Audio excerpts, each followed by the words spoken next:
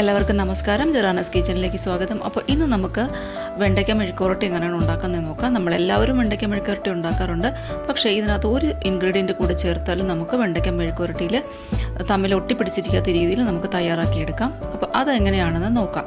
അപ്പോൾ ആദ്യം നമ്മൾ വെണ്ടയ്ക്ക സെലക്ട് ചെയ്യുമ്പോൾ നല്ല പിഞ്ച് വെണ്ടയ്ക്ക നോക്കി സെലക്ട് ചെയ്യണം. ഇതുപോലെ ഒടിച്ച് നോക്കുമ്പോൾ ഒടിയണം. അതാണ് നല്ല പിഞ്ച് വെണ്ടയ്ക്ക. അപ്പോൾ ഞാൻ ഈ വെണ്ടയ്ക്കയെല്ലാം കഴുകിയിട്ട് ഒരു തുണിയെടുത്ത് ടവലിട്ട് തുടച്ച് വെച്ചിരിക്കുകയാണ്. ഈർപ്പമില്ലാത്ത രീതിയിൽ നമ്മൾ എടുത്തതിന് ശേഷം ചെറുതായിട്ട് കട്ട് ചെയ്തെടുക്കുക. ഞാനിങ്ങനെ ഈ വട്ടത്തിലാണ് കട്ട് ചെയ്തിരിക്കുന്നത്. നമുക്ക് നീളത്തിൽ വേണമെങ്കിൽ കട്ട് ചെയ്യാം, ചരിച്ച് വേണമെങ്കിൽ കട്ട് ചെയ്യാം. അത് നമ്മുടെ ഇഷ്ടത്തിനനുസരിച്ച് എങ്ങനെയാണ് ഷേപ്പ് വേണ്ടതെന്ന് വെച്ചാൽ അതുപോലെ കട്ട് ചെയ്യാം.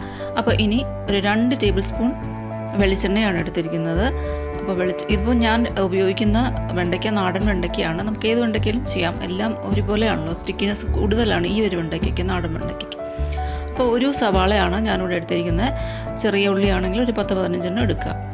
അതിനുശേഷം കുറച്ച് ഉപ്പിട്ട് കൊടുക്കാം. അപ്പോൾ പെട്ടെന്നൊന്ന് വാടിക്കിട്ടും. ഇതങ്ങ് ക്രിസ്പി ലെവലൊന്നും ആവണ്ട. കുറച്ചൊന്ന് ഒരു 1/4 ഭാഗമൊക്കെ ഒന്ന് വെന്ത് കഴിയുമ്പോഴേക്കും നമുക്ക് പൊടികൾ ആഡ് ചെയ്ത് കൊടുക്കാം. അപ്പോൾ ആദ്യം കുറച്ച് പച്ചമുളക് ആഡ് ചെയ്ത് കൊടുക്കാം. കാന്താരി മുളക് ഉണ്ടെങ്കിൽ നല്ലതായിരിക്കും. അത് ഉണ്ടെങ്കിൽ അതിട്ട് കൊടുക്കാം. ഇപ്പോൾ കാന്താരി മുളക് കിട്ടും, മാർക്കറ്റിലൊക്കെ കിട്ടുന്നുണ്ട് കാന്താരി മുളക്. അപ്പോൾ കുറച്ച് കറിവേപ്പിലയും മഞ്ഞൾപ്പൊടിയും, ഇതിപ്പോൾ ഞാനിവിടെ കാശ്മീരി ചില്ലി പൗഡറാണ് എടുത്തിരിക്കുന്നത്, അതാണ് ആഡ് ചെയ്തിരിക്കുന്നത്. പിന്നെ കുറച്ച് കുരുമുളക് പൊടി, ഇത്രയും കൂടെ ആഡ് ചെയ്ത് കൊടുക്കാം. 1 ടീസ്പൂൺ വീതമേ എടുത്തിട്ടുള്ളൂ. അപ്പോൾ നമുക്ക് വേണമെങ്കിൽ കുറച്ചുകൂടി കൂടുതൽ ചേർത്ത് കൊടുക്കാം. പൊടിയുടെ അളവൊക്കെ നമ്മുടെ ഇഷ്ടത്തിനനുസരിച്ച് കൂട്ടുകയോ കുറയ്ക്കുകയൊക്കെ ചെയ്യാം. അപ്പോൾ ഇതിൻ്റെ ഒരു പച്ചമണം മാറുന്നവരെ ഒന്ന് വഴറ്റി കൊടുക്കുക. അതിനുശേഷം വെണ്ടയ്ക്ക ഇട്ട് കൊടുക്കാം. അപ്പോൾ നാടൻ വെണ്ടയ്ക്കയ്ക്ക് കുറച്ചും കൂടെ ഒരു വഴുവഴുപ്പ് കൂടുതലാണ്, നമ്മുടെ മറ്റേ വെണ്ടയ്ക്കയേക്കാളും കൂടുതലാണ്. അങ്ങനെയാണ് എനിക്ക് ഫീൽ ചെയ്തിട്ടുള്ളത്. അപ്പം നന്നായിട്ടൊന്ന് വഴറ്റി കൊടുക്കുക. ആദ്യം ഇതെല്ലാം പൊടികളെല്ലാം ഒന്ന് മിക്സ് ചെയ്ത് ചേർത്ത് കൊടുക്കാം. തീയൊക്കെ ലോ ഫ്ലെയിമിൽ വെക്കണം, അല്ലെങ്കിൽ പെട്ടെന്ന് കരിഞ്ഞു പോകും. അപ്പോൾ ലോ ഫ്ലെയിമിൽ വെച്ച് തന്നെ ഇത് ചെയ്യണം. കുറച്ച് ടൈം എടുക്കും. നമ്മൾ വെണ്ടയ്ക്ക മെഴുക്കുവരട്ടി ഉണ്ടാക്കാനായിട്ട് കുറച്ച് ടൈം കൺസ്യൂമിങ് ആണ്. അപ്പോൾ ഇതിലേക്ക് ഞാൻ ഇനി കുറച്ച് 1 ടേബിൾ സ്പൂൺ തൈര് ചേർത്ത് കൊടുത്തിട്ടുണ്ട്. നല്ല ഫ്രഷ് തൈര് തന്നെ ചേർക്കണം.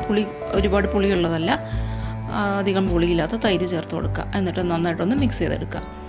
അപ്പോൾ ഈ തൈര് ചേർത്ത് കഴിയുമ്പോൾ നമുക്ക് ഇതിൻ്റെ സ്റ്റിക്കിനെസ് ഒഴിവാക്കാൻ പറ്റും. അപ്പോൾ അതിന് വേണ്ടിയിട്ടാണ് തൈര് ചേർക്കുന്നത്. ഇത് അമ്മ ഇങ്ങനെയാണ് ചെയ്യുന്നത്. അത് കണ്ടിട്ടാണ് ഞാനും ചെയ്തു തുടങ്ങിയത്. അപ്പോൾ ഇത് നല്ലൊരു റെസിപ്പിയാണ്.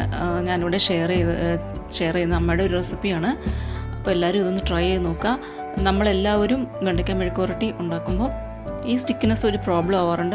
കുട്ടികളൊക്കെ കഴിക്കാൻ മടിക്കുന്നത് അതുകൊണ്ടാണ്. ഈ സ്റ്റിക്നെസ് ഉണ്ടെങ്കിൽ കഴിക്കില്ല. അപ്പോൾ എല്ലാവരും ഒന്ന് ട്രൈ ചെയ്ത് നോക്കുക. അതുപോലെ തന്നെ നമ്മൾ ഇത് വഴറ്റിയെടുക്കുന്നതിൻ്റെ ഒരു പാകം, അത് ഒരുപാട് നേരം വഴറ്റുമ്പോൾ ക്രിസ്പി ആവും. അപ്പോൾ ആവശ്യത്തിന് വഴറ്റി കൊടുക്കുക. എത്ര വേണമെന്ന് വെച്ചാൽ അത്രയും വഴറ്റുക, എത്ര സമയം വഴറ്റുക.